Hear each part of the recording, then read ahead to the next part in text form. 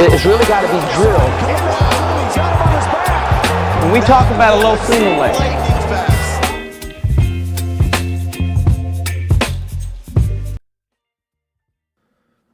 okay, now we're going to look more at his crackdown finishes. We'll look at a couple of things in the setup, but his crackdown in really most of Japan gets outside of the leg instead of between for their finishes. So here in this first one, we'll look at the setup real quick because it's pretty nice.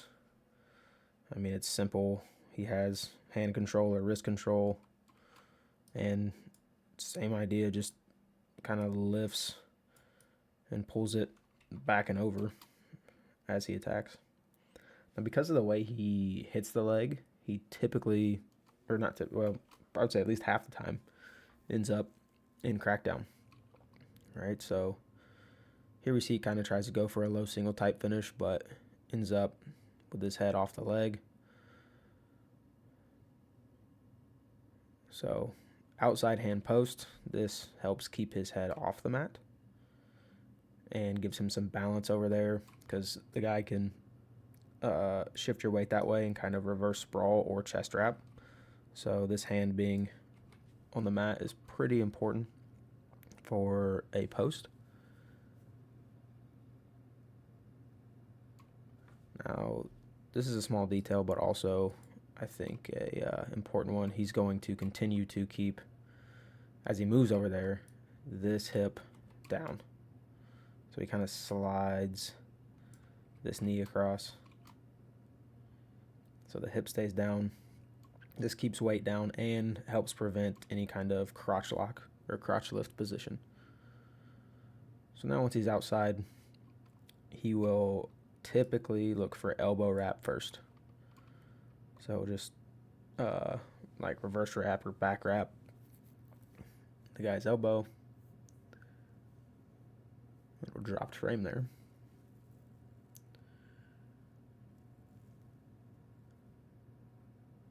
Here he's got his wrist and elbow and just kind of tips him toward that side for an exposure.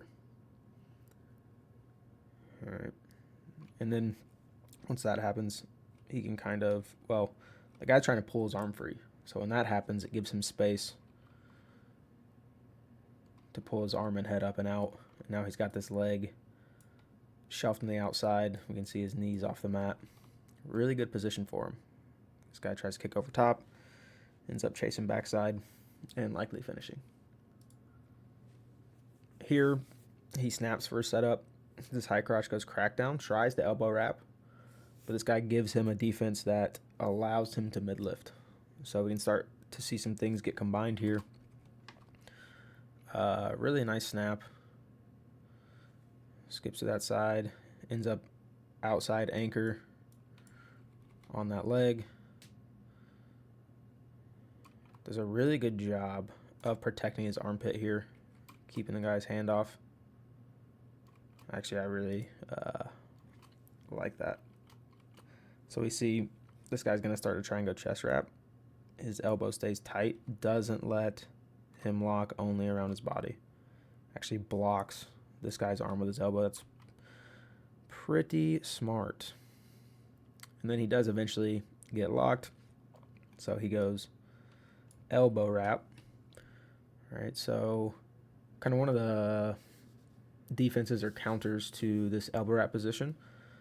You lose a little bit of control or pressure on this leg when you try and do it, because you kind of open your hips up and go this direction. It's hard to keep this leg tight.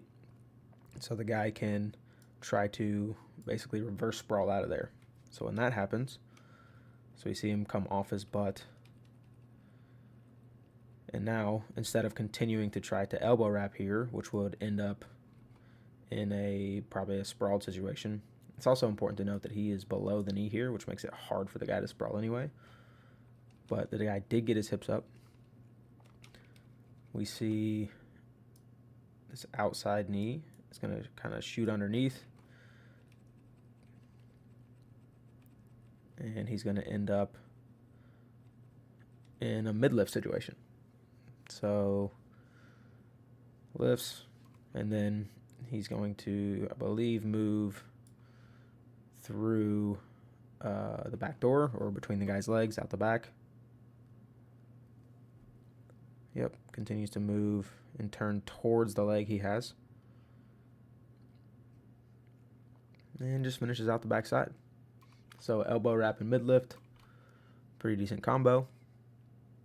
Leads to some good finishes. Here again, we got a little elbow wrap, crackdown position. We're going to see kind of a big motion to expose the guy.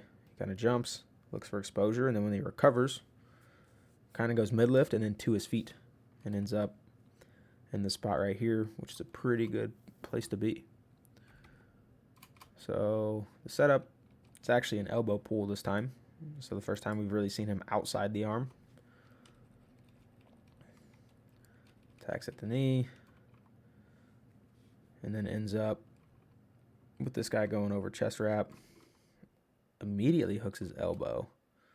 And then sits him to his butt. Again, we see him below the guy's knee here. Really hard to sprawl completely out when you're below their knee. Just hard for them to get their ankle back. Jumps for the exposure attempt. And then immediately goes into mid lift.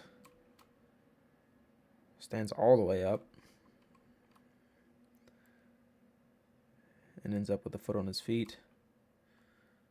As the guy falls, looks to catch far leg. So combining this kind of crackdown, elbow wrap, mid lift position gives you two good kind of options to go for, and when they try to counter a second option, makes your finishes pretty good.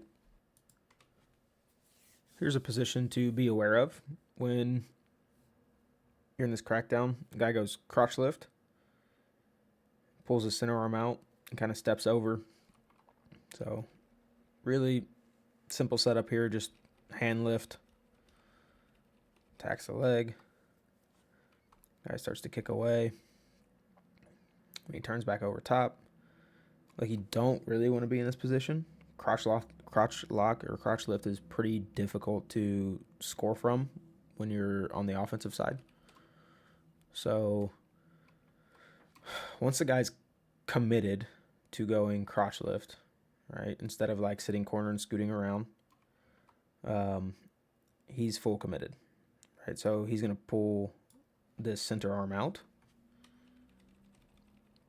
as well as get this foot outside. And something that I kind of missed, which is pretty important, he is pushing, Kiyooka is pushing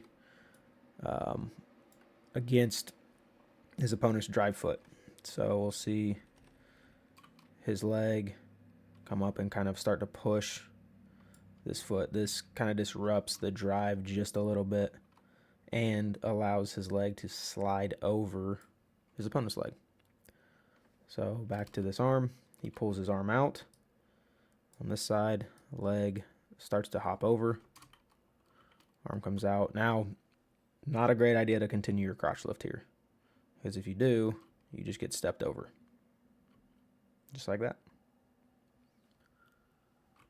So, pretty good crackdown system.